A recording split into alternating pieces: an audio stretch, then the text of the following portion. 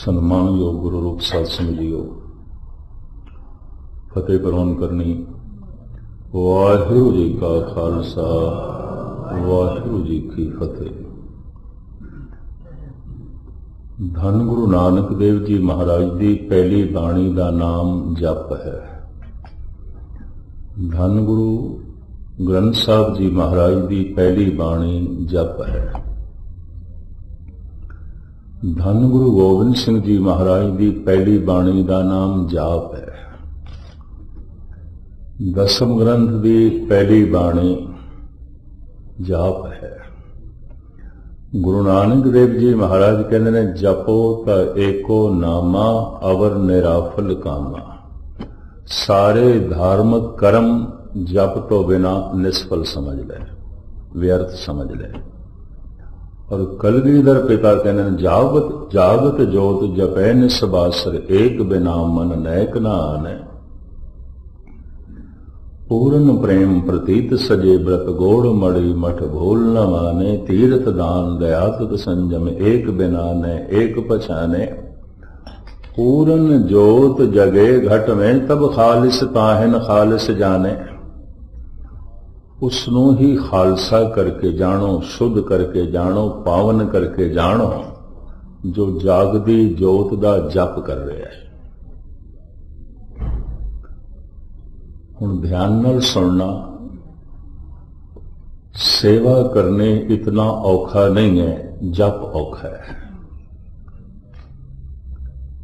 ਕੀਰਤਨ ਕਥਾ ਕਰਨਾ ਇਤਨਾ ਔਖਾ ਨਹੀਂ, ਜਪ ਔਖਾ ਹੈ। ਪਾਠ ਪੂਜਾ ਕਰਨਾ ਇਤਨਾ ਔਖਾ ਨਹੀਂ ਹੈ, ਜਪ ਔਖਾ ਹੈ। 8 घंटे ਸੇਵਾ ਕਰਨ ਵਾਲਾ ਮਨੁੱਖ ਉਮੀਦ ਨਹੀਂ 8 ਮਿੰਟ ਜਪ ਕਰ ਸਕੇ। 8 घंटे ਕੀਰਤਨ ਕਰਨ ਵਾਲਾ ਮਨੁੱਖ ਮੈਨੂੰ ਉਮੀਦ ਨਹੀਂ 8 ਮਿੰਟ ਜਪ ਕਰ ਸਕੇ। 10 घंटे ਪਾਠ ਕਰਨ ਵਾਲਾ ਮਨੁੱਖ ਮੈਨੂੰ ਉਮੀਦ ਨਹੀਂ ਜਪ ਕਰ ਸਕੇ। ਇੱਕ ਬਾਣੀ ਪੜ੍ਹਨੀ ਆਉਂਦੀ ਹੈ, ਇੱਕ ਬਾਣੀ ਜਪਣੀ ਆਉਂਦੀ ਹੈ। ਪੜ੍ਹਨ ਦੀ ਆਪਣੀ ਮਹਿਮਾ ਹੈ। ਪੜ੍ਹਨਾ ਇਸ ਵਾਸਤੇ ਬਾਣੀ ਯਾਦ ਹੋਵੇ, ਪੜ੍ਹਨਾ ਇਸ ਵਾਸਤੇ ਬਾਣੀ ਕੰਠ ਹੋਵੇ, ਪੜ੍ਹਨਾ ਇਸ ਵਾਸਤੇ ਹੈ ਕਿ ਬਾਣੀ ਦਾ ਬੋਧ ਹੋਵੇ, ਬਾਣੀ ਯਾਦ ਹੋਵੇ, ਅਰਥ ਬੋਧ ਦਾ ਪਤਾ ਚਲੇ। ਪਰ ਜਪਣਾ ਇਸ ਵਾਸਤੇ ਬਾਣੀ ਦਾ ਰੂਪ ਹੋ ਜਾਈਏ। ਜਪ ਮਨ ਮੇਰੇ ਗੋਬਿੰਦ ਕੀ ਬਾਣੀ, ਸਾਧੂ ਜਨ ਰਾਮ ਰਸਨ ਵਖਾਣੀ। ਜਪ ਪਰ ਗਾਵੋ ਪੜੋ ਸੁਣੋ ਨਿਤ ਭਾਈ, ਗੁਰਪੂਰੇ ਤੂੰ ਰਾਖਿਆ ਗਾ ਪੜ। ਪੜਨਾ ਹੈ ਯਾਦ ਕਰਨ ਵਾਸਤੇ,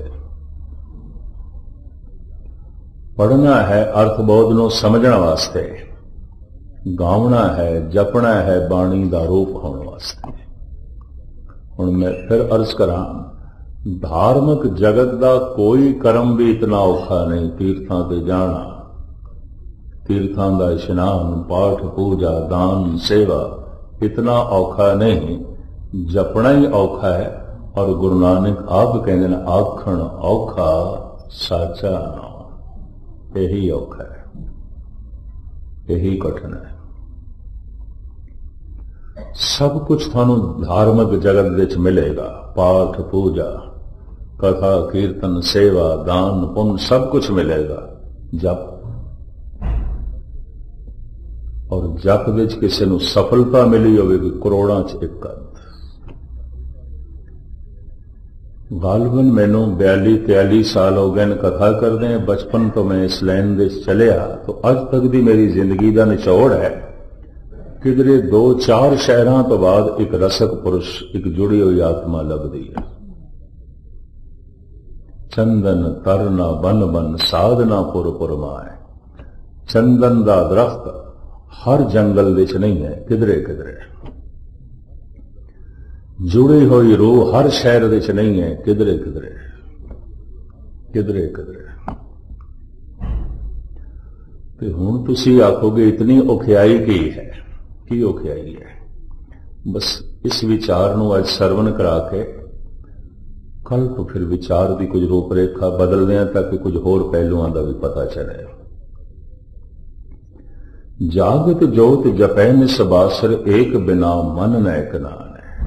प्रथम उस जप तो बिना मन विच कुछ होर ना होए। जबान वाहिगुरु करे, मन उस नाल शामिल होवे, मन विच ओही एक होवे वाहिगुरु।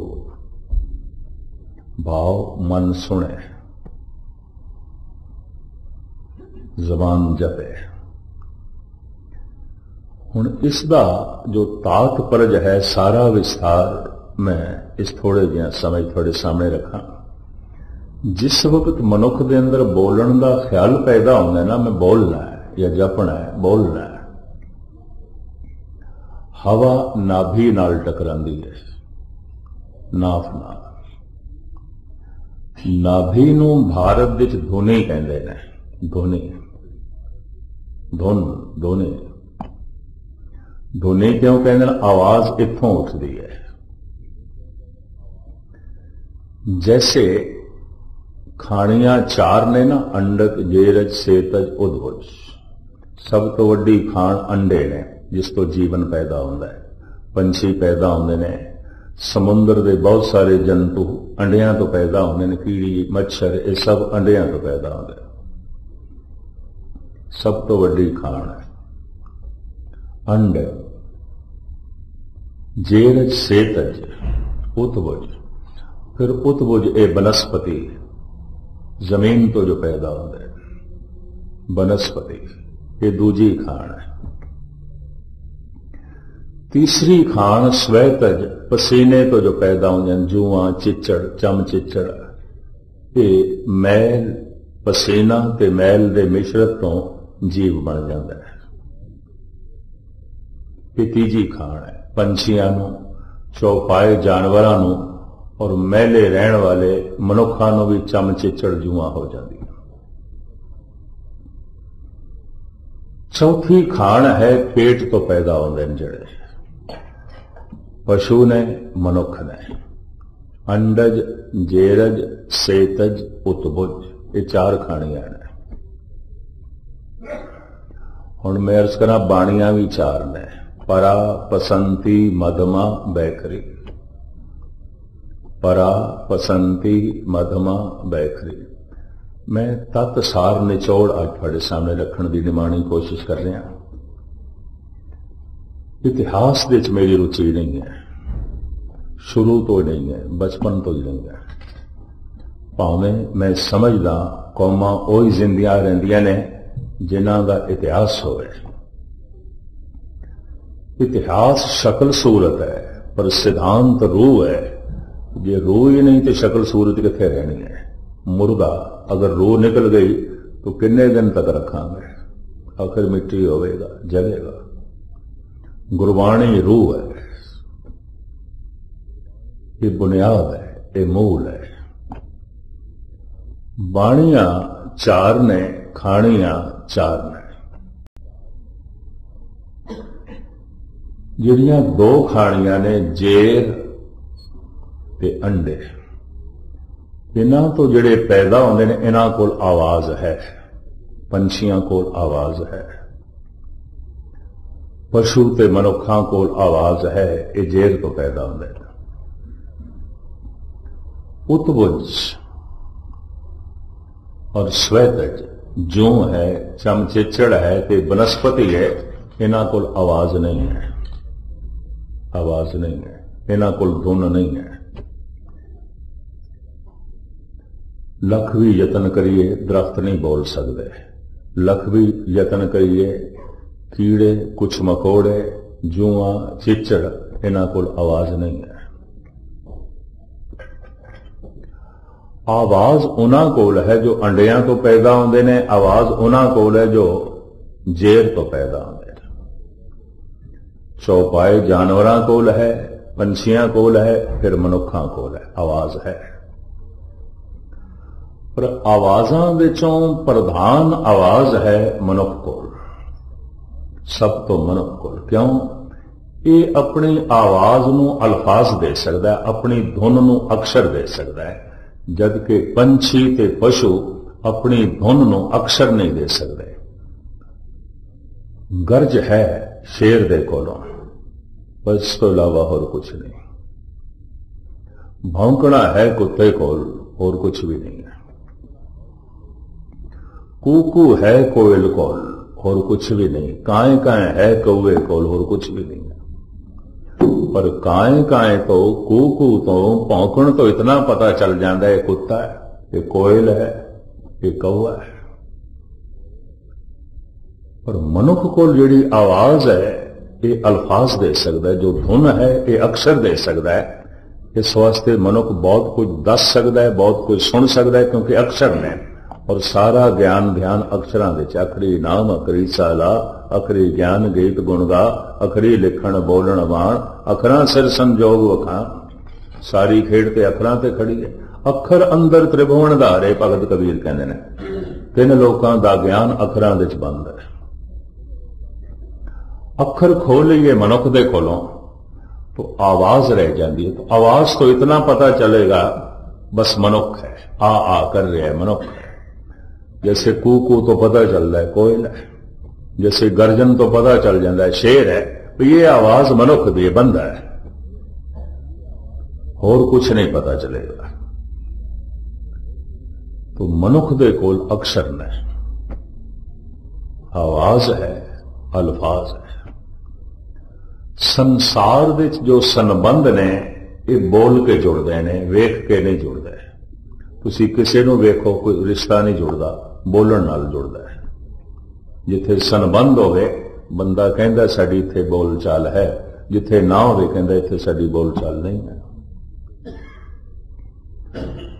हुण आप सुन के हैरान होवोगे, मनुख 90% अपने बोलां राहीं प्रगट होंदा है। वेख के कुछ नहीं पता चलता बंदे का, ये मूर्ख है, सियाणा है, रजोगुणी है, तमोगुणी है, सतोगुणी है, पढ़ा लिखा है, अनपढ़ है, धार्मिक है, अधार्मिक है, कुछ नहीं पता चल रहा। बोलते हैं पता चल रहा है, कुछ गलबात करते हैं पता चल रहा है, मुझे नहीं पता चल रहा, कुछ भी नहीं पता चल रहा। 90% मनुख प्रगट होंदा है अपने बोलां तो। बोल दस देंदे ने बंदा शांतमई है, बोल दस देंदे ने क्रोधी है, बोल दस देंदे ने मूर्ख है, बोल दस देंदे ने सियाणा है, बोल दस देंदे ने धार्मिक है, बोल दस देंदा है अधार्मिक है। बोलां तो पता चल जाता है राजनैतिक है, बोलां तो पता चल जाता है कारोबारी है, बोलां तो पता चल जाता है भगत है, बोलां तो ही पता चल जाता है मकार है, बोलां तो पता चल जाता है रजोगुणी है, तमोगुणी है, सतोगुणी है। बोलते ही पहचानी है, साध असाध को ठाट, अंतर की कर नहीं सवे, निकसे मुख की बाट। देखदे कुछ नहीं पता चलता, देख के इतना पता चलेगा रंग कैसा है, काला है, गोरा है, सांवरा है, कपड़े की पाए उन्हें, उम्र कितनी है, बच्चा है, जवान है, बुढ़ा, बस इतना पता चल रहा है। स्त्री है कि पुरुष है, बस इतना पता चल रहा है, और कुछ नहीं पता चल रहा। वेख के कुछ भी नहीं पता चल रहा, बोलते हैं पता चल रहा है, मुझे नहीं कुछ पता चल रहा। तो बोल के ही संसार नाल संबंध जुड़ते ने। अखरां सिर संजोग वखाण, आवाज नूं अक्षर दे दईए, संजोग जुड़ते ने, रिश्ते जुड़ते ने, संबंध बनते ने। बोल बोल के ही संसार नाल संबंध जुड़ता है, बोल बोल के ही निरंकार नाल संबंध जुड़ता है। मोह के बोलण बोलिए जित सुन धरे प्यार। पर वो बोलना कैसा है कि मनुख परमात्मा के प्यार का पात्र बन जाता है और परमात्मा प्रगट हो जाता है। वो बोलना कैसा है, बस वो मैं इस थोड़े जिहा समय थोड़े सामने रखन लगा। जिथे खाणियां चार ने, बाणियां चार ने। बोलण का जद मनुख दे अंदर ख्याल पैदा होंदा है ते हवा टकरांदी है, पवन टकरांदी है नाभि नाल। नाभि थोड़ी जिहा खुलदी है तो उत्थों उठदी है आवाज। उस आवाज नूं कहंदे ने परा। परा आवाज है, अल्फाज कोई नहीं। ये आवाज हिरदे तक पहुंचती है, इत्थे इसनूं अल्फाज मिल जाते हैं, अक्षर मिल जाते हैं। ਉਹ ਫਿਰ ਕੰਠ ਤੱਕ ਪਹੁੰਚਦੀ ਹੈ, ਪੂਰਾ ਵਾਕ ਬਣ ਜਾਂਦੀ ਹੈ, ਇਹਨੂੰ ਮਧਮਾ ਕਹਿੰਦੇ ਨੇ। ਹਿਰਦੇ ਤੱਕ ਪਹੁੰਚਦੀ ਹੈ ਪਸੰਤੀ, ਕੰਠ ਤੱਕ ਪਹੁੰਚਦੀ ਹੈ ਮਧਮਾ। ਜ਼ਬਾਨ ਬਿਆਨ ਕਰ ਦਿੰਦੀ ਹੈ, ਇਹਨੂੰ ਕਹਿੰਦੇ ਨੇ ਬੈਖਰੀ। ਪਰਾ, ਪਸੰਤੀ, ਮਧਮਾ, ਬੈਖਰੀ। ਬੈਖਰੀ ਜੋ ਬਾਹਰ ਪ੍ਰਗਟ ਹੋ ਗਈ, ਮਧਮਾ ਜੋ ਕੰਠ ਵਿੱਚ ਰਹਿ ਗਈ, ਪਸੰਤੀ ਜੋ ਹਿਰਦੇ 'ਚ ਰਹਿ ਗਈ, ਪਰਾ ਜੋ ਨਾਭੀ ਤੋਂ ਉੱਠੀ ਹੈ, ਨਾਕ ਤੋਂ ਉੱਠੀ ਹੈ। ਨਾਭੀ ਇੱਕ ਸਾਜ਼ ਦੀ ਤਰ੍ਹਾਂ ਹੈ। ਜੈਸੇ ਕੁਝ ਸਾਜ਼ ਐਸੇ ਨੇ ਪਵਨ ਦੇ ਫੂਕਣ ਨਾਲ ਹੀ ਵੱਜਦੇ ਨੇ, ਉਂਝ ਨਹੀਂ। ਮੁਰਲੀ ਹੈ, ਨਰਸਿੰਗਾ ਹੈ, ਸੰਖ ਹੈ, ਫਨੀਰੀ ਹੈ, ਔਰ ਇਸ ਤੋਂ ਇਲਾਵਾ ਇਹ ਹਾਰਮੋਨੀਅਮ ਹੈ, ਹਵਾ ਦੇਵ ਤੇ ਵੱਜੇਗਾ, ਉਂਝ ਨਹੀਂ। ਨਾਭੀ ਨਾਲ ਵੀ ਹਵਾ ਟਕਰਾਏ ਤੇ ਬੋਲ ਨਿਕਲਦਾ, ਉਂਝ ਨਹੀਂ। ਦੇਹੀ ਮਾਟੀ ਬੋਲੇ ਪਵਨ, ਬੋਲਣਾ ਪਵਨ ਕਰਕੇ ਹੈ,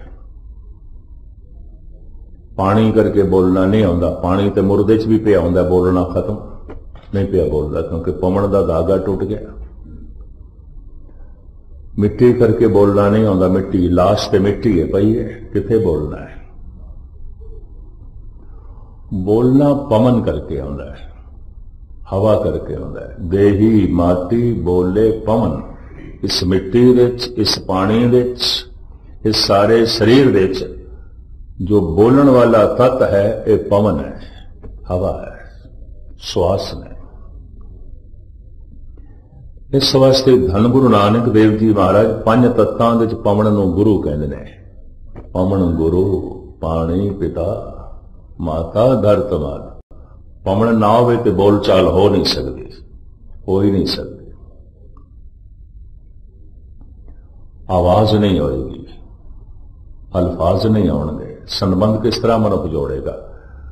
ਗੂੰਗਾ ਮਨੁੱਖ ਸੰਬੰਧ ਜੋੜਨ ਵਿੱਚ ਅਸਮਰਥ ਰਹਿੰਦਾ ਹੈ। ਉਹਦੇ ਕੋਲ ਆਵਾਜ਼ ਹੈ ਪਸ਼ੂਆਂ ਦੀ ਤਰ੍ਹਾਂ, ਅਲਫਾਜ਼ ਨਹੀਂ ਨੇ। ਧੁਨ ਤੇ ਹੈ, ਅੱਖਰ ਨਹੀਂ ਨੇ। ਗੂੰਗੇ ਕੋਲੋਂ ਪੁੱਛੀਏ ਤੂੰ ਕਿੱਥੋਂ ਆਇਆ ਹੈ, ਕਿੱਥੇ ਜਾਣਾ ਹੈ, ਕਿਸ ਨੂੰ ਮਿਲਣਾ ਹੈ, ਆ ਕਰਦਾ ਹੈ, ਬਾਕੀ ਕੁਛ ਨਹੀਂ। ਪੰਜਾਬੀ ਮੁਹਾਵਰੇ 'ਚ ਕਹਿੰਦੇ ਨੇ ਗੂੰਗੇ ਦੇ ਇਸ਼ਾਰੇ ਗੂੰਗੇ ਦੀ ਮਾਂ ਜਾਣੇ, ਹੋਰ ਕੌਣ ਜਾਣੇ, ਹੋਰ ਕੋਈ ਨਹੀਂ ਜਾਣਦਾ। ਕੁਛ ਨਹੀਂ ਪਤਾ ਚੱਲਦਾ ਇਹ ਗੂੰਗਾ ਕੀ ਆਖਦਾ ਹੈ। ਦਾਸ ਨਾਲ ਇੰਡੀਆ ਵਿੱਚ ਕਾਫੀ ਲੰਬੇ ਸਮੇਂ ਤੋਂ ਇੱਕ ਮੁਸਲਮਾਨ ਚੱਲਦਾ ਹੈ, ਸਦਾਮ ਹੁਸੈਨ ਉਸਦਾ ਨਾਂ। ਉਹਦਾ ਸ਼ੌਕ ਹੈ ਗੁਰੂ ਘਰ ਨਾਲ, ਪਰ ਰੱਬ ਦੀ ਨੇ ਘਰ ਦਾ ਫਟਕਾਰਿਆ ਹੋਇਆ ਇਸ ਵਾਸਤੇ ਕਿ ਜ਼ਬਾਨ ਕੰਮ ਨਹੀਂ ਕਰਦੀ ਉਹਦੀ। ਗੂੰਗਾ। ਕਈ ਦਿਨਾਂ ਬਾਅਦ ਮੈਂ ਉਸਦਾ ਇਸ਼ਾਰਾ ਸਮਝਿਆ ਵੀ ਮੈਂ ਤੁਹਾਡੇ ਨਾਲ ਰਹਿਣਾ, ਮੈਨੂੰ ਰੱਖ ਲਓ। ਉਹ ਕੋਈ 10-15 ਸਾਲਾਂ ਦਾ ਦਾਸ ਦੇ ਨਾਲ ਹੈ। ਦਰਬਾਰ ਸਾਹਿਬ ਵੀ ਜਾਂਦਾ, ਕਈ ਦਫਾ ਦਰਬਾਰ ਸਾਹਿਬ ਤੋਂ ਸਰੋਪਾ ਵੀ ਮਿਲਿਆ ਉਹਨੂੰ, ਸੇਵਾ ਬਹੁਤ ਕਰਦਾ। ਲੇਕਿਨ ਅੱਜ ਤੱਕ ਵੀ ਉਹਦੇ ਇਸ਼ਾਰਿਆਂ ਦਾ ਮੈਨੂੰ ਕੱਖ ਨਹੀਂ ਪਤਾ ਚੱਲਦਾ।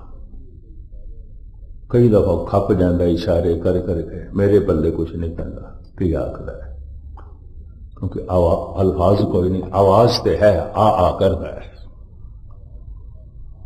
ਅੱਖਰ ਨਹੀਂ ਨੇ, ਅਲਫਾਜ਼ ਨਹੀਂ ਨੇ। ਦਾਸ ਦੇ ਨਾਲ ਇੱਕ ਹੋਰ ਸਿੰਘ ਹੈ, ਉਹ ਬਹੁਤ ਕੁਝ ਸਮਝ ਗਏ ਉਹਦੇ ਇਸ਼ਾਰਿਆਂ ਨਾਲ। तो फिर मैं कई दफा उन्होंने अगे करदा भी की आखदा है। थोड़े जिहा कुछ इशारे ऐसे ने उसकी पकड़ च आ जाते हैं, मेरी पकड़ च नहीं आते। गूंगे दे संबंध नहीं जुड़ते, गूंगे दे दोस्त नहीं आते, कारण बोल कोई नहीं, अक्षर नहीं है।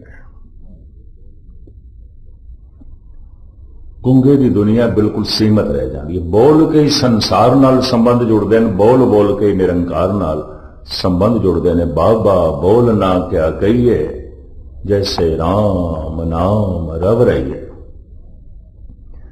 जैसे बोलन का ख्याल आवे, कुछ भी बोलना है। पवन नाभि नाल टकरांदी है ते नाभ खुल जाती है ਤੇ ਨਾਭੀ ਇੱਕ ਸਾਜ਼ ਹੈ, ਇਹਦੇ ਚੋਂ ਆਵਾਜ਼ ਨਿਕਲਦੀ ਹੈ। ਉਹ ਜਿਹੜੀ ਆਵਾਜ਼ ਨਿਕਲਦੀ ਹੈ ਉਹਨੂੰ ਪਰਾ ਕਹਿੰਦੇ ਨੇ। ਆਵਾਜ਼ ਤੇ ਹੈ, ਅਜੇ ਇਹਦੇ ਚ ਅਕਸ਼ਰ ਨਹੀਂ ਹੈ। ਜੈਸੇ ਹਿਰਦੇ ਤੱਕ ਪਹੁੰਚਦੀ ਇਹਨੂੰ ਪਸੰਤੀ ਕਹਿੰਦੇ ਨੇ ਤੇ ਅਕਸ਼ਰ ਮਿਲ ਜਾਂਦੇ ਨੇ। ਕੰਠ ਤੱਕ ਪਹੁੰਚਦੀ ਹੈ ਤੇ ਪੂਰਾ ਵਾਕ ਬਣ ਜਾਂਦੀ ਹੈ, ਇਹਨੂੰ ਮਦਮਾ ਕਹਿੰਦੇ ਨੇ। ਜ਼ਬਾਨ ਬਿਆਨ ਕਰ ਦਿੰਦੀ, ਇਹਨੂੰ ਬੈਖਰੀ ਕਹਿੰਦੇ ਨੇ। ਚੂੰਕਿ ਇਹ ਸਾਰੀ ਧੁਨ, ਇਹ ਆਵਾਜ਼ ਜੋ ਜ਼ਬਾਨ ਦੇ ਰਾਹੀਂ ਬਾਹਰ ਪ੍ਰਗਟ ਹੋਈ ਹੈ, ਨਾਭੀ ਤੋਂ ਉੱਠਦੀ ਹੈ, ਇਸ ਵਾਸਤੇ ਨਾਭੀ ਨੂੰ ਕਹਿੰਦੇ ਨੇ ਧੁਨੀ। ਧੁਨੀ, ਧੁਨ ਤੇ ਇੱਥੋਂ ਉੱਠਦੀ ਹੈ। ਹੁਣ ਤੁਸੀਂ ਆਖੋਗੇ ਵਾਹਿਗੁਰੂ ਵਾਹਿਗੁਰੂ ਆਖਣਾ ਔਖਾ ਕੀ ਹੈ? ਫਿਰ ਤਾਂ ਕਹਿ ਸਕਦੇ ਹਾਂ ਘੰਟਾ 2 ਘੰਟਾ ਕਹਿ ਲਵਾਂਗੇ। ਕਿਉਂ? ਗੁਰੂ ਨਾਨਕ ਕਹਿੰਦੇ ਨੇ ਆਖਣ ਔਖਾ ਸਾਚਾ ਨਾਮ। ਔਖਾ ਹੁਣ ਇਸ ਵਾਸਤੇ ਹੈ, ਉਹ ਜੋ ਧੁਨੀ ਤੋਂ, ਜੋ ਨਾਭੀ ਤੋਂ ਧੁਨ ਉੱਠੀ ਹੈ ਤੇ ਜ਼ਬਾਨ ਦੇ ਰਾਹੀਂ ਬਾਹਰ ਪ੍ਰਗਟ ਕੀਤੀ ਹੈ, ਇਹਨੂੰ ਹੁਣ ਵਾਪਸ ਧੁਨੀ ਤੱਕ ਲੈ ਜਾਣਾ, ਵਾਪਸ ਲੈ ਜਾਣਾ। ਜੋ ਬੋਲ ਕੇ ਸ਼ਬਦ ਬਾਹਰ ਪ੍ਰਗਟ ਹੋਇਆ ਹੈ, ਇਹਨੂੰ ਹੁਣ ਸੁਣ ਕੇ ਅੰਦਰ ਲੈ ਜਾਣਾ ਹੈ। तो बाहर प्रगट करना कोई इतना औखा नहीं है। इनू अपने घर विच ले जाना, फिर नाभि तक ले जाना, फिर धुनी तक ले जाना औखा है। हुण तुसीं करके देखना, कोई भी नहीं कर सकेगा। और जिहड़े कर लैंदे ने बस असीं उन्हां नूं कहने आ संत ने, भगत ने, ब्रह्म ज्ञानी ने, ये आत्मदर्शी ने, समाधि लीन ने। ये समाधि लीन हो गए। मैं ये 2-3 टाइम संगतां नूं रोज कथा सुना लेना, पर इस दे च मैनूं सफलता अजे तक नहीं मिली। ये मैं कोकी निर्माणता तुहाडे सामने नहीं रखना, किधरे निर्माणता मेरी ना समझ लेना, औखा है काम। घंटा तो 2 घंटा भी कर लैंदा है मनुख वाहिगुरु वाहिगुरु। मुड़ी वाहिगुरु शब्द वापस फिर धुनी तक जावे, फिर नाव तक जावे, फिर ये जीवन का हिस्सा बने।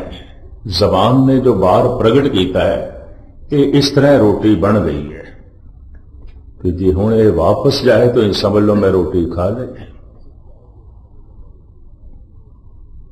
अक्सर ऐसा होंदा है मनुख दा समा रोटी कमाण विच, रोटी पकाण विच ही लग जांदा है, खाण विच नहीं। ते जे खाधी नहीं तो फिर भुख ते बनी रहेगी। मैं वाहिगुरु वाहिगुरु जप रहा, ये रोटी कमा रहा, रोटी पका रहा।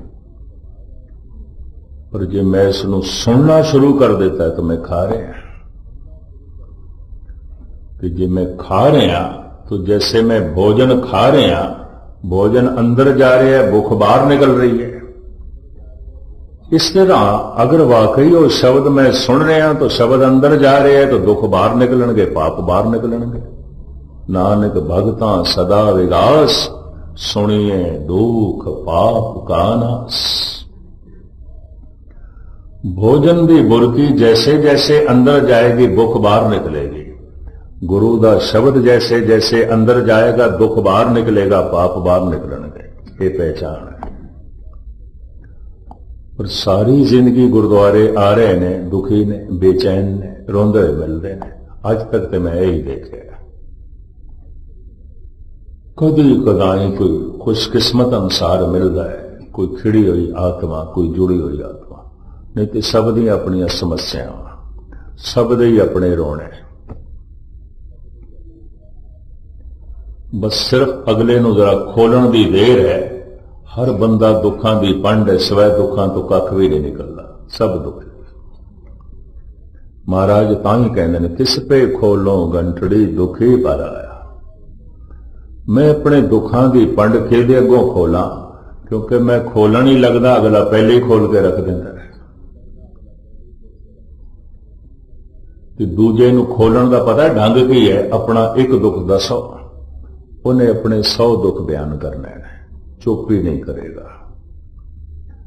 सियाणा मनुख अपना दुख बयान ही नहीं करता, उन्हें पता है मैं एक दुख सुनाया ये 10 भी सुनने पैणगे, एवें वक्त जाया करेगा। तो सियाणे बंदे चुप ही रह जाते हैं। ਵੀ ਮੈਂ ਤੇ ਇੱਕ ਸੁਣਾਣਾ, ਇਹਨੇ 20 ਸੁਣਾਣੇ। ਸਿਆਣੇ ਮਨੁੱਖ ਖਾਮੋਸ਼ ਰਹਿ ਜਾਂਦੇ ਨੇ, ਕਿਉਂਕਿ ਉਹਨਾਂ ਨੂੰ ਪਤਾ ਸਾਰੇ ਹੀ ਦੁਖੀ ਨੇ, ਨਾਨਕ ਦੁਖੀਆ ਸਭ ਸੰਸਾਰ। ਪਰ ਬਾਣੀ ਵੀ ਪੜ੍ਹ ਰਹੇ ਨੇ, ਜਪ ਵੀ ਕਰ ਰਹੇ ਨੇ, ਨਾਮ ਵੀ ਜਪ ਰਹੇ ਨੇ, ਕਥਾ ਵੀ ਸੁਣ ਰਹੇ ਨੇ, ਕੀਰਤਨ ਵੀ ਸੁਣ ਰਹੇ ਨੇ, ਸੇਵਾ ਵੀ ਕਰ ਰਹੇ ਨੇ, ਦਾਨ ਵੀ ਕਰ ਰਹੇ ਨੇ, ਦੁਖੀ ਵੀ ਨੇ। ਐਸਾ ਕਿਉਂ ਹੈ? ਮਨੁੱਖ ਸਾਰਾ ਦਿਨ ਰੋਟੀ ਕਮਾਉਂਦਾ ਰਹੇ, ਰੋਟੀ ਪਕਾਉਂਦਾ ਰਹੇ ਤੇ ਖਾਵੇ ਨਾ, ਕਿਆ ਭੁੱਖ ਮਿਟੇਗੀ? ਪਕਾਉਂਦਿਆਂ ਭੁੱਖ ਨਹੀਂ ਮਿਟੇਗੀ, ਕਮਾਉਂਦਿਆਂ ਵੀ ਭੁੱਖ ਨਹੀਂ ਮਿਟੇਗੀ, ਖਾਂਦਿਆਂ ਭੁੱਖ ਮਿਟੇਗੀ। ਇਹ ਠੀਕ ਹੈ ਕਿ ਖਾ ਸਕੇ, ਪਹਿਲੇ ਕਮਾਣਾ ਪੈਂਦਾ ਹੈ, ਪਕਾਣਾ ਪੈਂਦਾ ਹੈ। ਪਰ ਕਮਾਉਂਦਾ ਰਿਹਾ, ਪਕਾਉਂਦਾ ਰਿਹਾ, ਖਾਦਾ ਹੀ ਨਹੀਂ। ਵਾਹਿਗੁਰੂ ਵਾਹਿਗੁਰੂ ਮੈਂ ਜਪ ਰਿਹਾ, ਇਹ ਰੋਟੀ ਮੈਂ ਪਕਾ ਦਿੱਤੀ, ਇਹ ਮੈਂ ਕਮਾ ਲਈ, ਪਰ ਮੈਂ ਹੁਣ ਸੁਣਦਾ ਹੀ ਨਹੀਂ ਪਿਆ, ਮੈਂ ਖਾਦੀ ਹੀ ਨਹੀਂ, ਮੈਂ ਨਹੀਂ ਖਾਦੀ। ਇਹ ਸ਼ਬਦ ਵਾਪਸ ਜਾਣਾ ਚਾਹੀਦਾ ਹੈ, ਇਹ ਧੁਨੀ ਤੱਕ ਜਾਣਾ ਚਾਹੀਦਾ ਹੈ। ਉਠਿਆ ਧੁਨੀ ਤੋਂ ਵਾਪਸ ਜਾਵੇ। ਔਰ ਇਸੇ ਸ਼ਬਦ ਨੇ ਅੰਦਰ ਦੀ ਸੁੱਤੀ ਹੋਈ ਕਲਾ ਨੂੰ ਜਗਾ ਦੇਣਾ ਹੈ। ਮਨੁੱਖ ਸੁੱਤਾ ਹੋਇਆ ਹੈ, ਸ਼ਬਦ ਅੰਦਰ ਜਾਏ ਤੇ ਜਾਗੇ, ਆਵਾਜ਼ ਹੀ ਜਗਾਏਗੀ। ਤੇ ਮੈਂ ਫਿਰ ਅਰਜ਼ ਕਰਦੇ ਹਾਂ, 90% ਮਨੁੱਖ ਦੀਆਂ ਸ਼ਕਤੀਆਂ ਸੁੱਤੀਆਂ ਪਈਆਂ ਨੇ। ਮਨੁੱਖ ਐਸਾ ਕੁਝ ਦੇਖ ਸਕਦਾ ਹੈ ਜੋ ਅੱਜ ਤੱਕ ਇਸਨੇ ਨਹੀਂ ਦੇਖਿਆ। ਮਨੁੱਖ ਦੀ ਜ਼ਬਾਨ ਐਸਾ ਰਸ ਮਾਣ ਸਕਦੀ ਹੈ ਜੋ ਇਸਨੇ ਅੱਜ ਤੱਕ ਨਹੀਂ ਮਾਣਿਆ।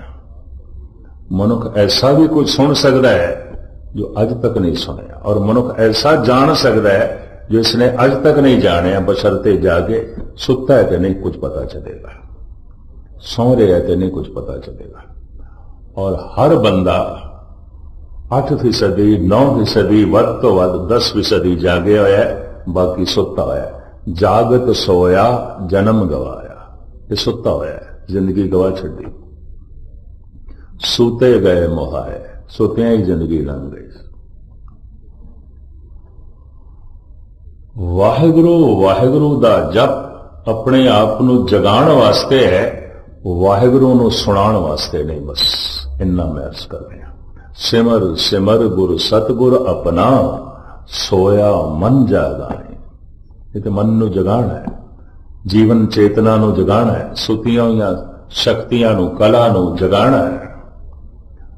ਔਰ ਜਾਗਿਆ ਹੋਇਆ ਮਨੁੱਖ ਰੱਬ ਦਾ ਰੂਪ ਹੋ ਜਾਂਦਾ ਹੈ। ਜਾਗਿਆ ਹੋਇਆ ਮਨੁੱਖ ਪਵਿੱਤਰ ਹੋ ਜਾਂਦਾ ਹੈ, ਖਾਲਿਸ ਹੋ ਜਾਂਦਾ ਹੈ, ਸ਼ੁੱਧ ਹੋ ਜਾਂਦਾ ਹੈ, ਖਾਲਸਾ ਹੋ ਜਾਂਦਾ ਹੈ। ਜਾਗੇਗਾ ਆਵਾਜ਼ ਨਾਲ।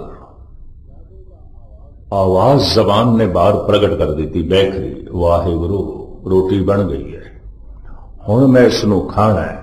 ਤੇ ਸ਼ਬਦ ਨੂੰ ਜੇ ਮੈਂ ਖਾਣਾ ਹੈ ਤਾਂ ਮੈਂ ਕੰਨਾਂ ਦੇ ਰਾਹੀਂ ਖਾ ਸਕਦਾ, ਮੂੰਹ ਦੇ ਰਾਹੀਂ ਨਹੀਂ। ਮੂੰਹ ਦੇ ਰਾਹੀਂ ਮੈਂ ਪਕਾ ਸਕਦਾ, ਕੰਨਾਂ ਦੇ ਰਾਹੀਂ ਇਸ ਨੂੰ ਖਾਣਾ ਹੋਵੇਗਾ।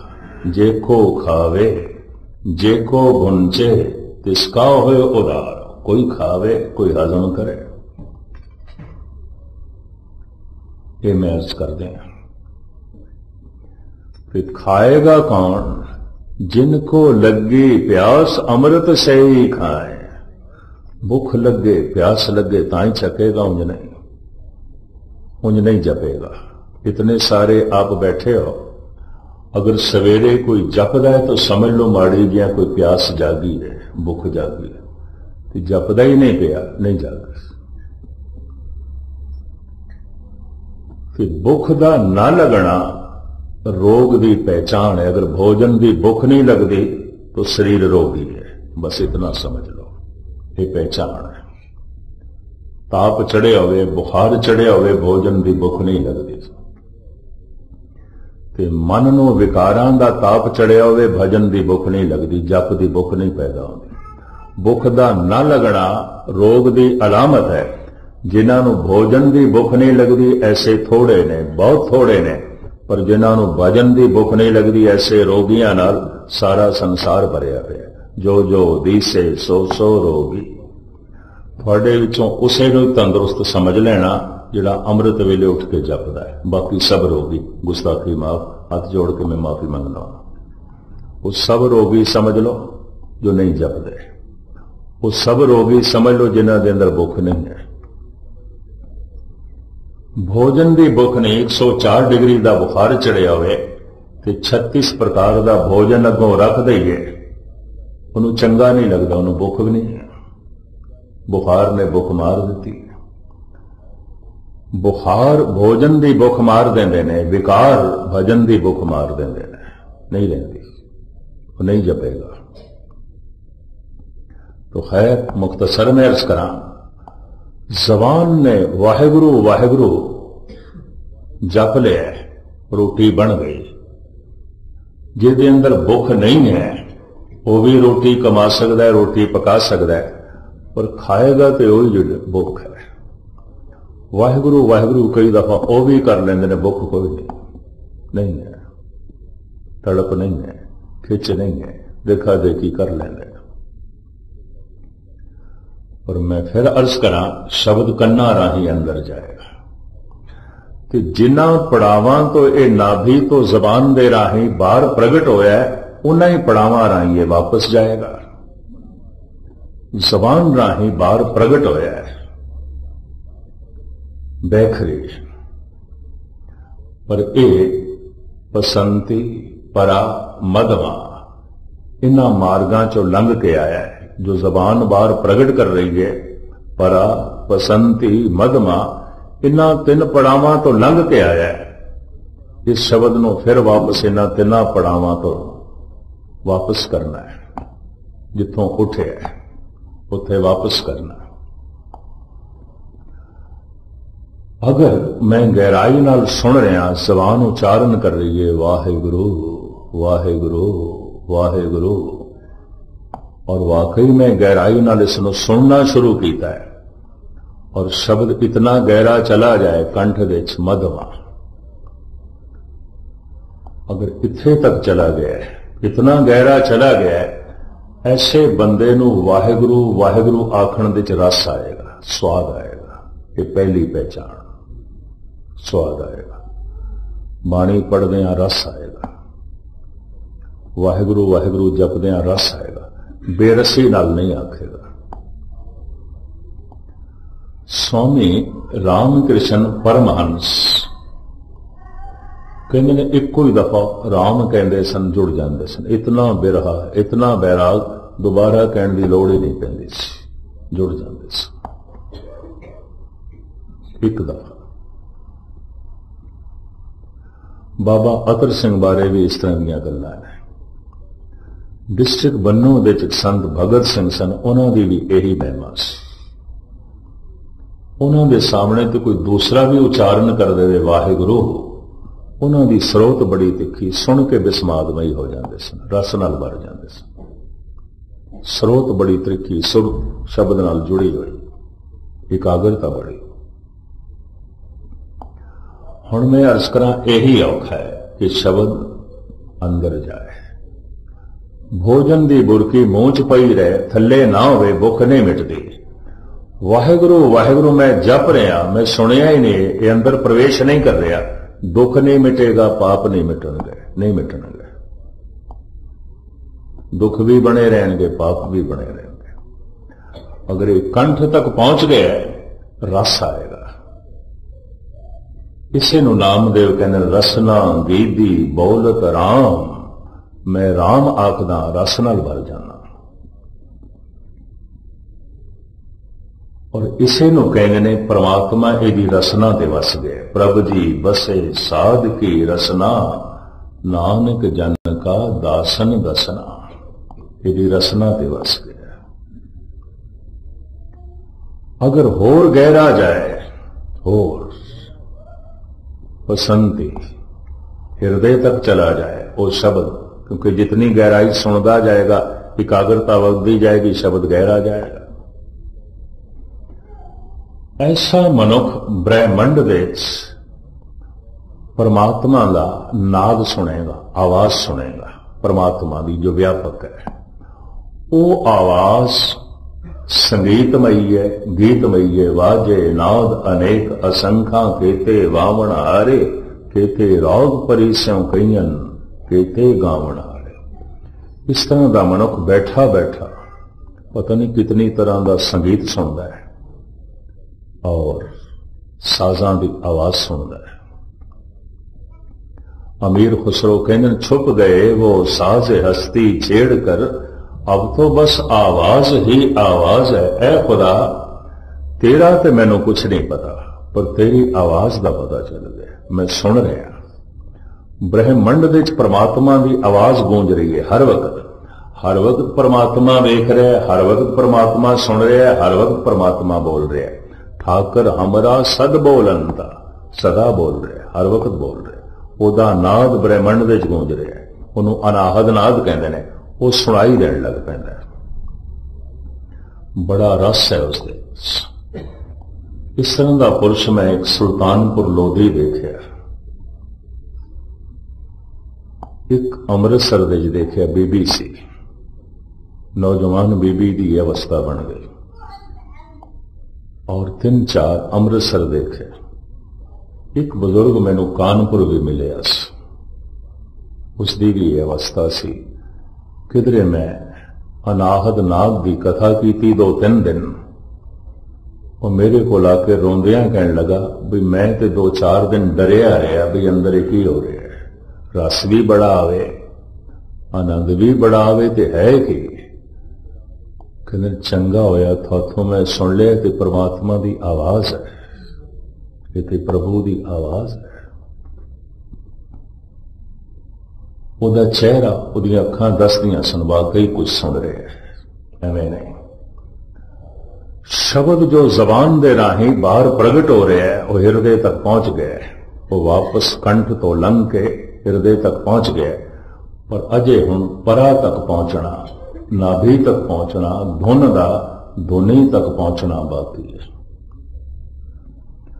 अभ्यास जारी रहे, वाहिगुरु वाहिगुरु वाहिगुरु, और गहराई नाल सुनना होवे तो शब्द चला जाए धुनी तक, नाभि तक, जबान चुप हो जाती है, नाभि पूरी खुल जाती है, और शब्द प्राणा दे चल पैंदा है। एक शब्द मेरे प्राण बसत है, बहुड़ जन्म ना आवा, जबान नहीं जपदी थी, लोड़ ही नहीं, शब्द चल पैंदा है, नाफ पूरी खुल जाती है। और हर वक्त जो असी श्वास लेंदे हां, इसे दे टकराव तो उस अगम्य नाद नूं सुनदा है, वो रस माणदा है, और नाभ दे खुलदियां परम प्रकाश प्रगट हो जाता है, जिसनों पातशाह कहते हैं पूर्ण जोत जगे घट में तब खालिस ताहिन खालिस जाने। नाभ 2 हालतां विच खुलदी है, एक मरण लग्या अंतिम समय नाभि खुलती है, आखिरी प्राण नाभि विच है। कई दफा अखां चो प्राण चले गए तो अखां देखदियां नहीं, जबान चो चले गए जबान बोलदी नहीं, ओले ओले प्राण निकलते हैं। शरीर के जिस जिस अंग चो प्राण निकल जाते हैं वो शरीर का हिस्सा सुन्न हो जाता है। आखिरी प्राण नाभि विच है। जैसे वो प्राण निकलता है कि जिहड़ी शरीर की हालत बनती है, महाराज कहते हैं हथ मरोड़े तन कपे स्याऊ होवा सेत। मुठियां बंद होंदियां, दंदियां वजदियां, कंबनी छिड़ती है। उस समय कि सियाणे कह देंगे नाभि खुल गई, आज काल खुले तेरी गांठड़ी, गंढ खुल गई, नाभ खुल गई, शरीर की मौत हो जाती है, शरीर खत्म। एक तो मौत के समय नाफ पूरी खुलती है, नाभि पूरी खुलती है, धुनी पूरी खुलती है। फिर जप करदे होया जिस दिन धुनी नाल टकरांदी है ते धुनी पूरी खुलती है, उस दिन मन की मौत हो जाती है, होंदी है।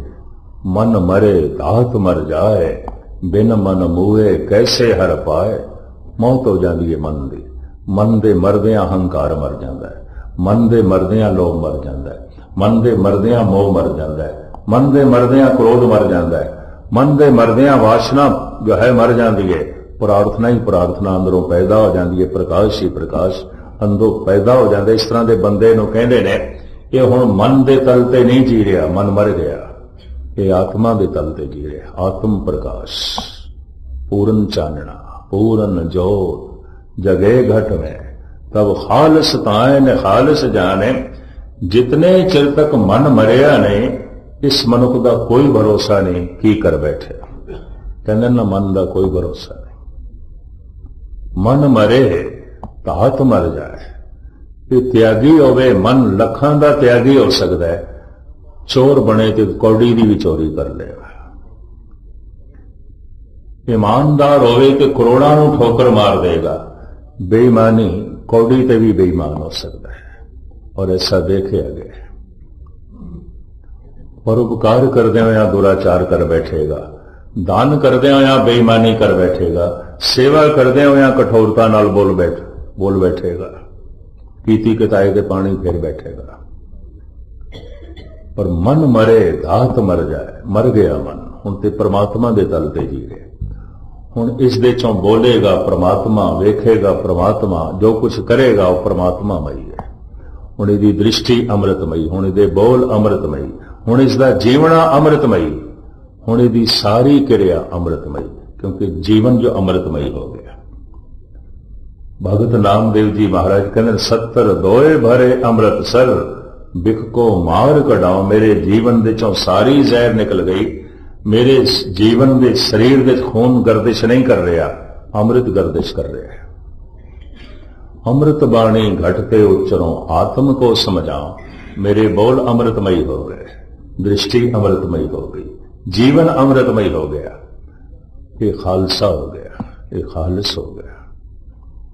अमृत गुरु को छकिया सी, अमृत रूप हो गए। गुरु तो प्रेरणा लई सी, गुरु दा रूप हो गए। जप करना आरंभ कीता सी, अमृत रूप हो गया। दृष्टि अमृतमयी, बचन अमृतमयी, जीवन अमृतमयी। साहिब रहमत करन पूरन जोत जगे घट में, तब खालिस ताहिन खालिस जाने। ये जप तो बिना नहीं होएगा। कि मैं थानू सरवण करा दिता है, औखा है। रोटी कमानी औखी नहीं, रोटी पकानी भी औखी नहीं, थे खानी औखी है। ते बाहर दे जगत च की है, कमानी औखी है, पकानी औखी है, खानी की है। कोई भी खा सकता है, खा लेंगे, खानी औखी नहीं है। पर इत्थे पकानी ते कमानी इतनी औखी नहीं। वाहिगुरु वाहिगुरु तो मैं कर लिया, पर मैनू सुनना औखा है। सुना तो मैं छकिया, नहीं तो नहीं छकिया। और जैसे भोजन की बुरकी मैदे च जानी चाहिए, ताई पचेगी, खून बनेगी। ये जड़ा वाक वाहिगुरु है, ये नाभि तक जाना ही चाहिए है, दुनी तक जाना ही चाहिए है। ताई ते पूर्ण जोत जगमगाएगी, ताई ते मन मरेगा, ताई ते मन खालिस होवेगा, ते खालसा होवेगा। ये जो जीवन सिद्धांत सी, रूहानी नुकता सी, तुझ बुद्धि अनुसार दास ने थोड़े सामने रख दिता है। अरदास है धन गुरु ग्रंथ साहब जी महाराज के चरणों च, सतगुरु थानू सफलता दे। जीवन दे अंत तो पहले असी खालिस हो जाइए, खालसे हो जाइए, गुरु कबूल कर लवे, परवान कर लवे, जीवन अमृतमयी हो जाए, सब कुछ अमृतमयी हो जाए, ऐसी साड़ी हालत बन जाए। बार बार सारियां दा हार्दिक तौर पर धन्यवाद, भुल चुक दी क्षमा, फतेह प्रवान करने। वाहिगुरु जी का खालसा, वाहिगुरू।